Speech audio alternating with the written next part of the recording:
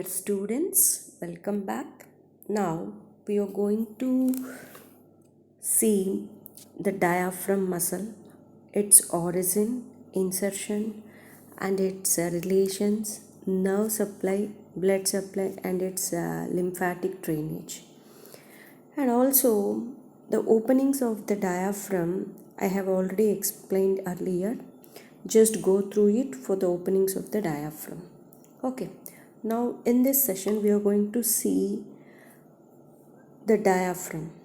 Okay, it is a dome shaped musculotendinous partition. So it is a dome shaped musculotendinous partition which separates the abdominal cavity and the thoracic cavity. So the muscle is present here.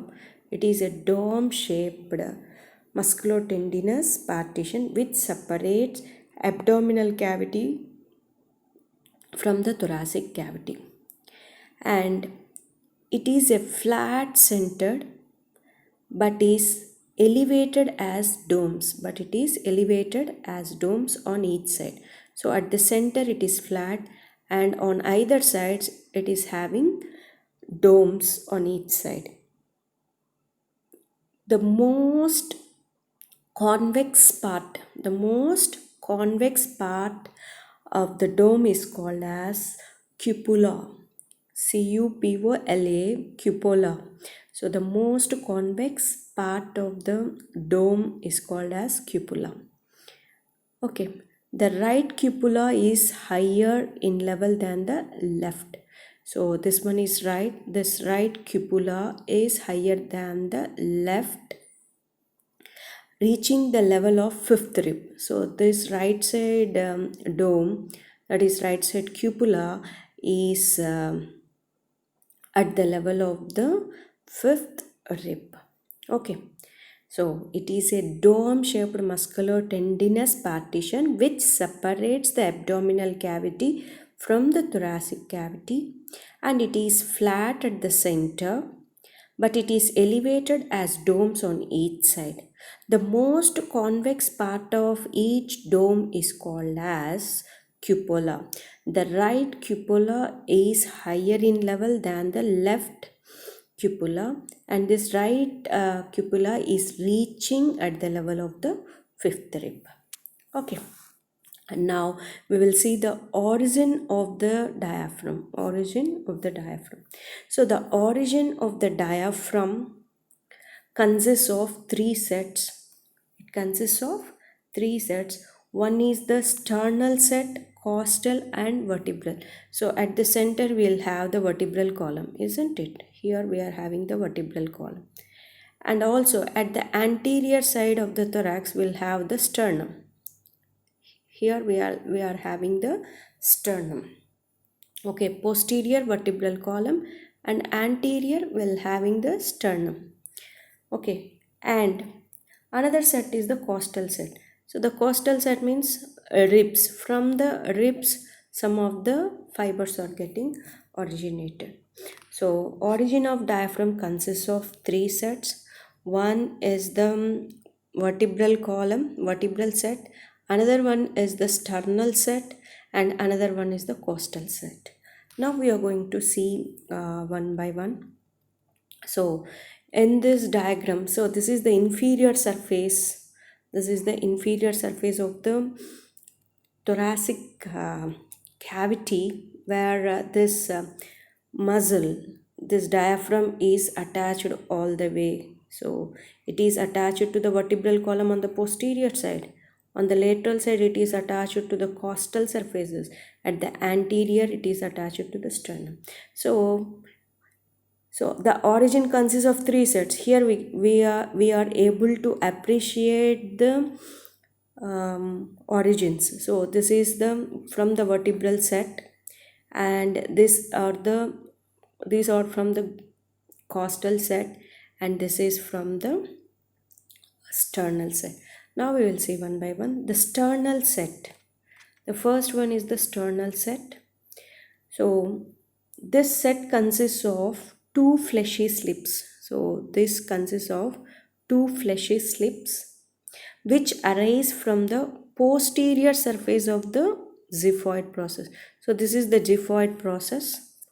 So here you can see two slips which are arising from on the posterior aspect of the xiphoid process. Here you can see the two slips very clearly here, isn't it? Yes. So this is the two slips which are arising, two fleshy slips which arise from the posterior surface of the xiphisternum. This is the origin of sternal part of the diaphragm, sternal origin of the diaphragm. Now coming to the costal set, this set consists of 6 fleshy digitations. It consists of 6 fleshy digitations on each side. So on each side it is having 6 fleshy digitations. So it is coming from on each side. Okay, which arise from the inner surface of the lower 6 slips. They arise from the inner surface of the lower 6 slips. Lower 6 slips. Okay, and they interdigitate. So these fibers are going to mix up with the origin of transverse abdominis muscle. Transverse abdominis is the abdominal muscle. So this muscle, which muscle? The diaphragm. That too, the costal fibers of the diaphragm, they will interdigitate with the origin of the transverse abdominis muscle. So this costal set consists of 6 fleshy digitations which arise from the inner surface of the lower 6 ribs. Now coming to the vertebral set. So this set consists of fibers which arise from right and left crus. So here this one is right side crus and this one is a left side crus. So it is having two crushes, one is right side and left side. So this set consists of, that is the vertebral set consists of fibers which arise from right and left crus and also 5 arcuate ligaments. One is the 5 arcuate ligaments. So now we will see one by one the right crus and the left crus. So here the right crus, it is a fleshy bundle. It is a fleshy bundle which takes origin from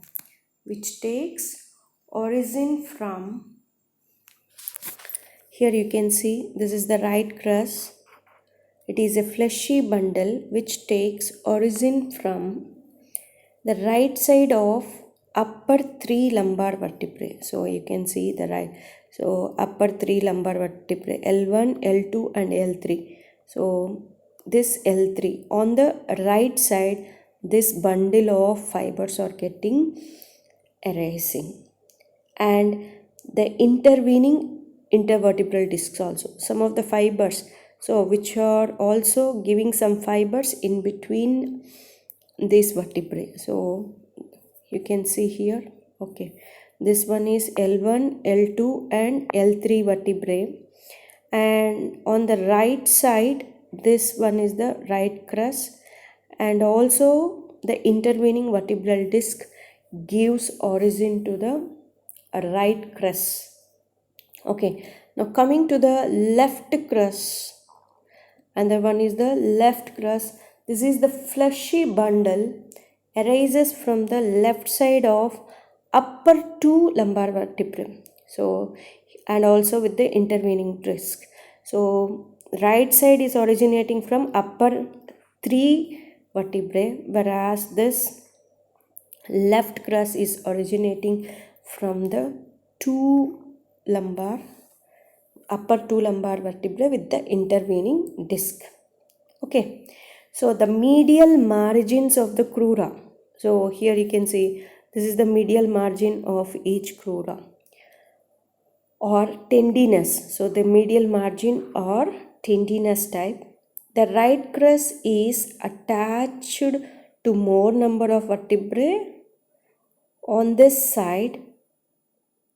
As on this side, diaphragm has to contract on the massive liver.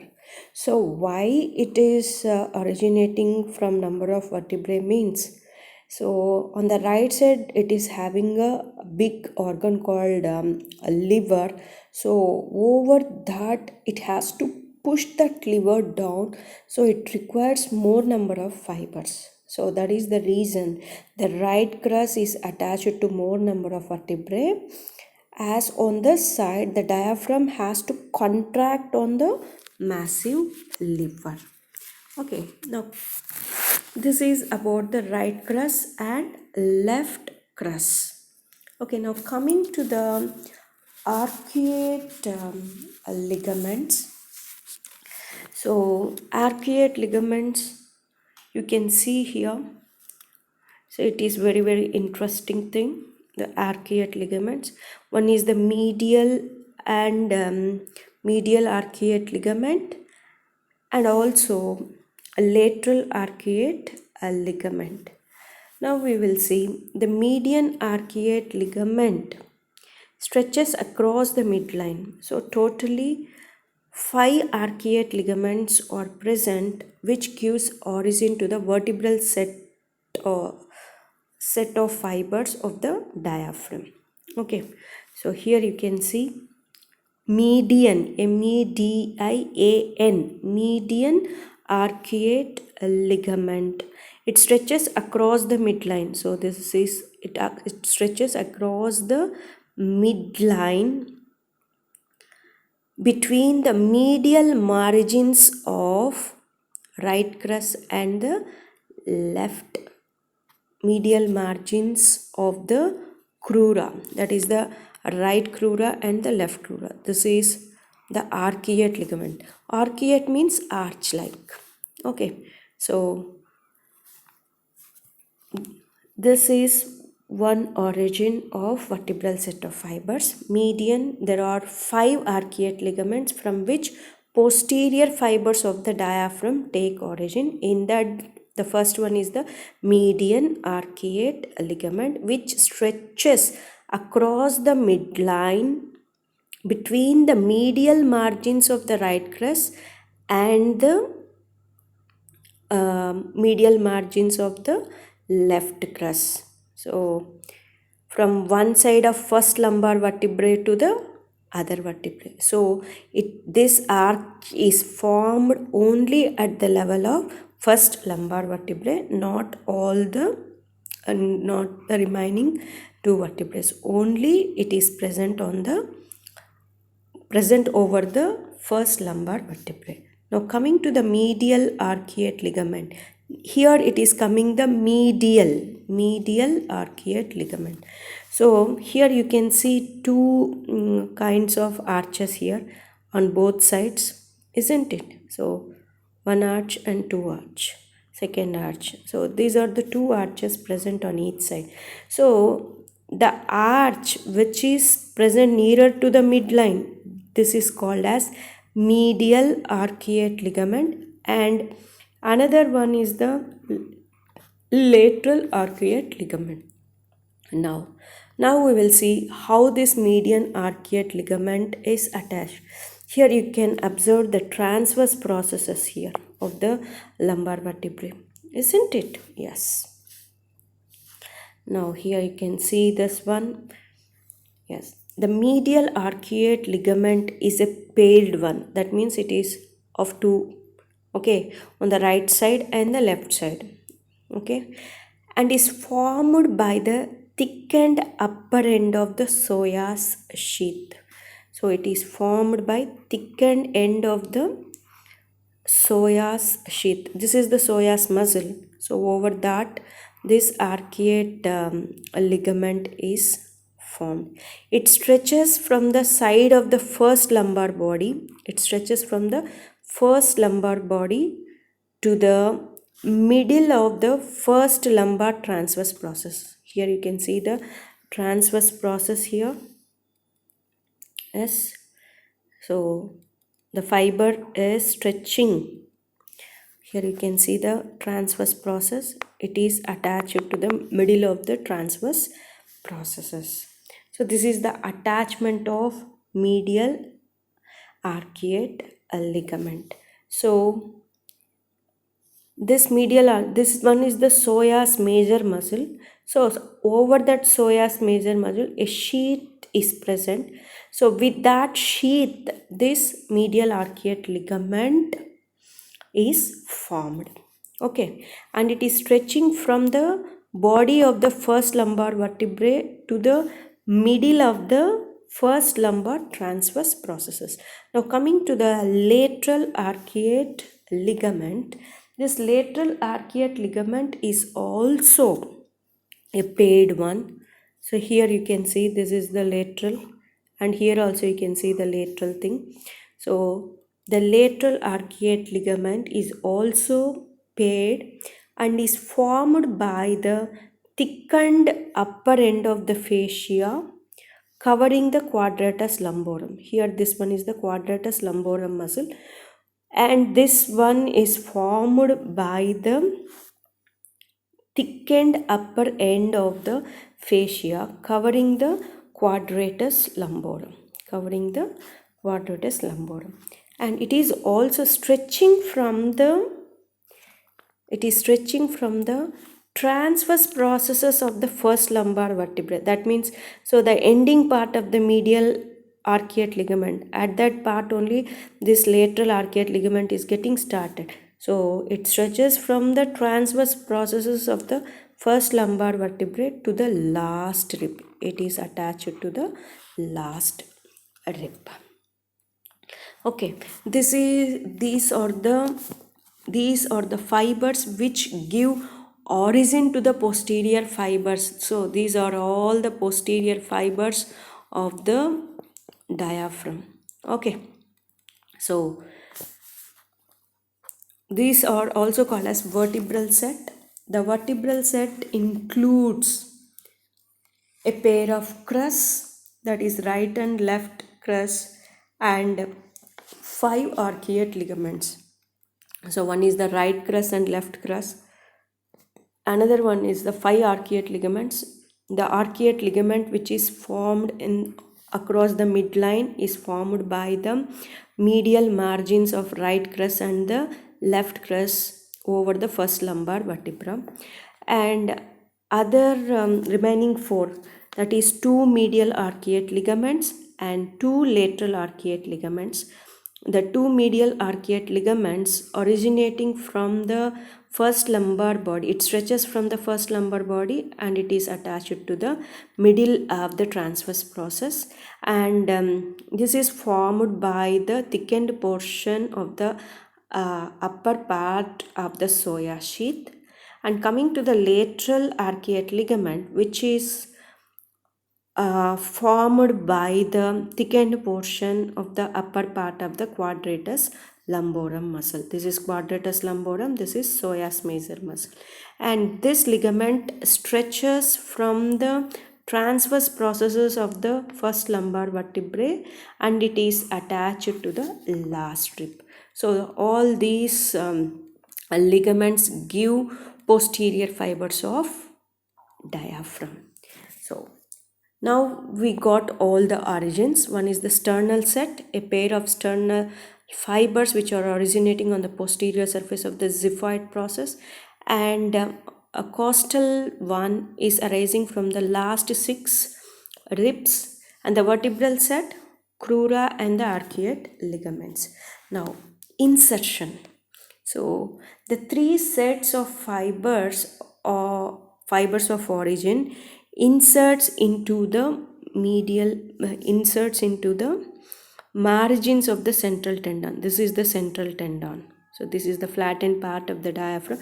This is the central tendon. See, the fibers, so which are getting originating, all will come and insert to the central tendon. So you can clearly see this, the fibers which are getting inserted to the central tendon. Okay, so the central tendon is nearer to the sternum. The central tendon is nearer to the sternum than to the vertebral column. So if you can see this central tendon, it is somewhat far away to the vertebral column and which is nearer to the sternum. Okay, and it is made up of 3 leaflets, and it is the central tendon is nearer to the sternum than the vertebral column, and it is made up of 3 leaflets. One is a central leaflet. This is the central leaflet, resembling an equilateral triangle. It resembles an equilateral triangle, and 2 tongue-shaped posterior leaflets. So this one is the 2 tongue-shaped posterior leaflets. Okay, the right posterior leaflet, this one is short and stout. This one is short and stout, whereas the left leaflet is thin and long. So this is about the insertion of the diaphragm. Okay, now coming to the relations. Relations of this diaphragm. Okay, as we know that this is the diaphragm which separating the thoracic cavity from the abdominal cavity. Now, so it is related anteriorly as well as some it is having more relations superiorly as well as the inferiorly. It is having more relations. So superiorly, it is related to the lung and pleura. So on the domes, it is related to the lung which is covered by pleura, lung and pleura. At the center, it is related, that is on the central tendon, it is related to the pericardium. It is related to the pericardium. Okay, and the central tendon, the pericardium is connected to the central tendon by the pericardiophrenic ligament. So the pericardium is connected to the central tendon by pericardiophrenic ligament.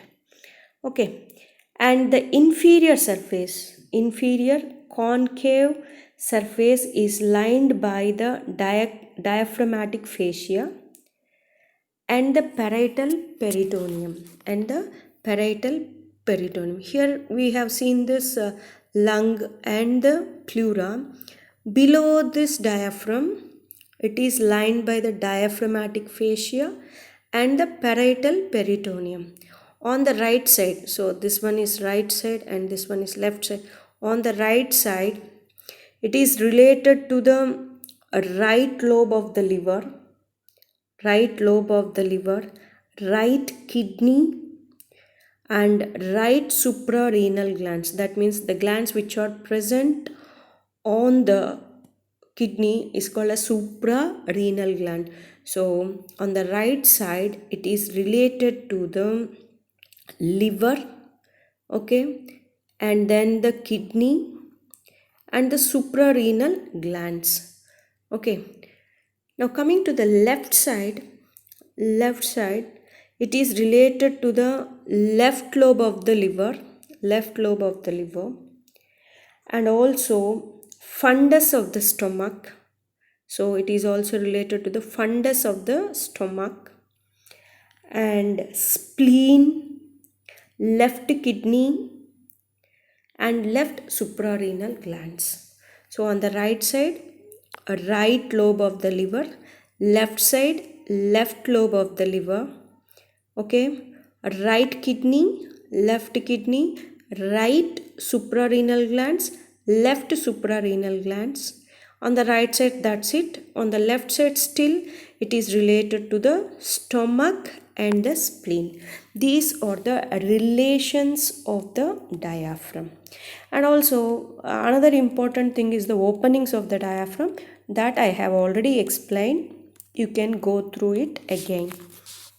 Okay, so in that openings also we are having some named, unnamed, or abnormal small openings and greater openings we have seen there. Okay, so some abnormal openings are also present in the diaphragm that is caused due to developmental deficit. That is caused due to developmental deficit. Some abnormal opening which is present in the diaphragm called as costovertebral triangle. Costovertebral triangle, normally it is not present, so that one is an abnormal opening. So because of this opening, which is caused some herniation of the left kidney into the thorax. So this is one abnormal opening. So now coming to the blood supply to the diaphragm. So we have seen so many arteries, isn't it? So all these, some of the arteries are the superior phrenic artery. It is arising from the thoracic aorta. So we know that descending thoracic aorta, this one. So it gives phrenic arteries, superior phrenic arteries from thoracic aorta, and inferior phrenic arteries from the abdominal aorta. So from the abdominal aorta. So superior phrenic arteries and inferior phrenic arteries. And another nerve called pericardiophrenik arteries. Pericardiophrenik arteries. So this is a branch of internal thoracic artery. So it is a branch of internal thoracic artery. So pericardiophrenik artery. And superior epigastric artery and musculophrenic arteries.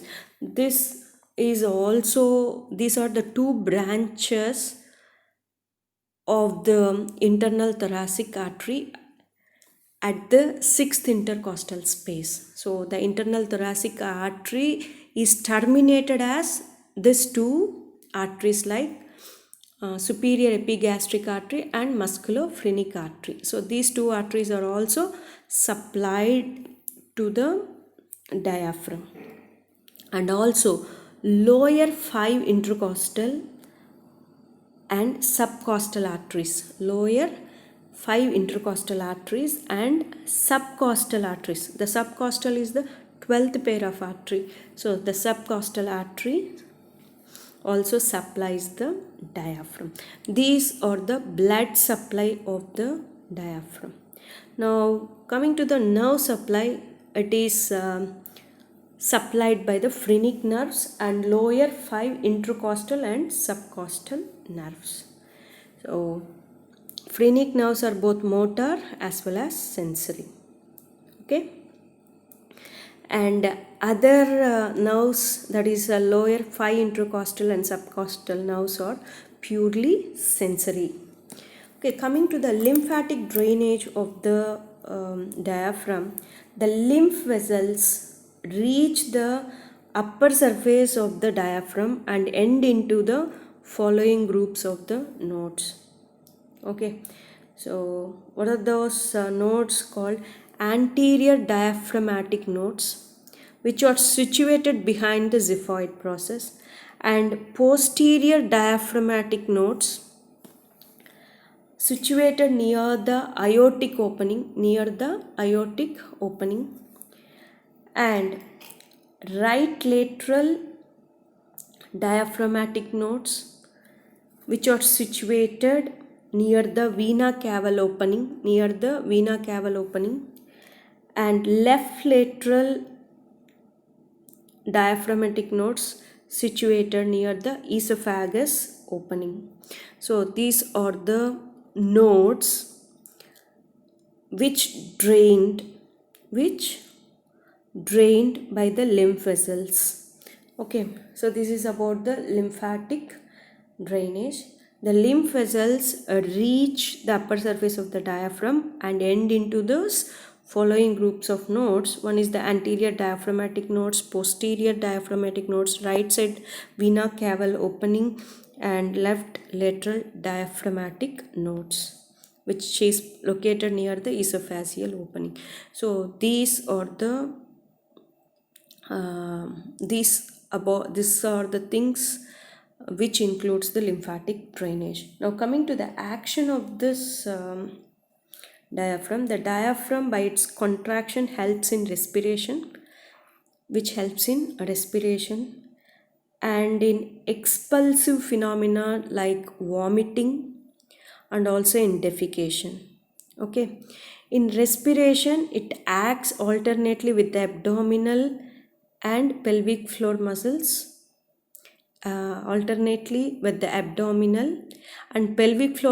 while in expulsive acts it acts it contracts along with those muscles.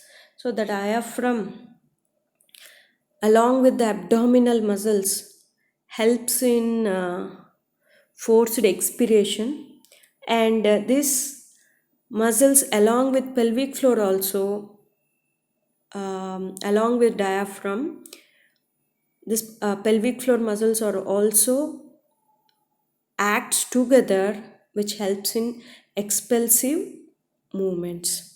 So that means expulsive, that means the defecation movement, with the help of the pelvic floor muscles along with the diaphragm contracts during defecation, and also during forced expiration.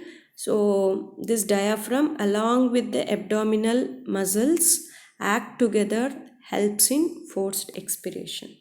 So this is about the diaphragm. Okay, so in the next session we are going to see the thoracic cavity and pleura. Thank you.